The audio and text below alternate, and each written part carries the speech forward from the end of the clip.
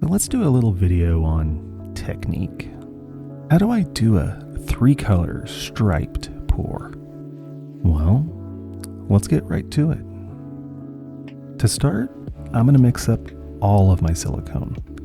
In this case, I'm going to mix everything that I need for this particular pour all at once. Now I do this for a couple of reasons. First, by mixing all of my silicone all at once, I know that all of my colors are going to finish at exactly the same time. If I were to mix them separately, the first color would probably finish before the others. Second, I save myself a lot of time, and when we're working with a time limit, the faster I can get things done, the better. And then finally, working with a single larger batch means that I can be more accurate with my measurements. Notice that I'm really whipping this around. I want to make sure that everything is properly mixed. Scrape the sides, scrape the bottom, and work it really good. Yes, I know, I'm whipping air into the mix, but we'll take care of that in a few minutes. Now, let's section off what we need for each color. Starting with 240 grams of silicone, I'll split that into 3 cups of 80 grams each. Now the big cup is where we want to put the color that we want in the middle. The other colors can go in the other cups.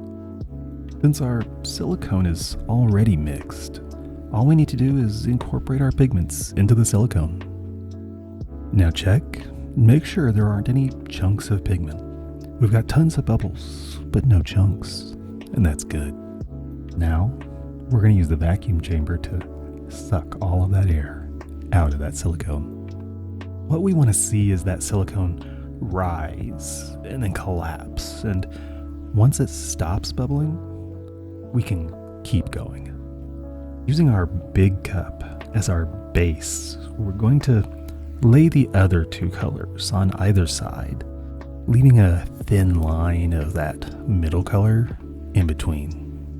Pour 1 color to one side and then flip everything around and then add your second color. This is what we want to end up with. Now we're going to pour right along that line of the middle color. Silicone has a mind of its own sometimes.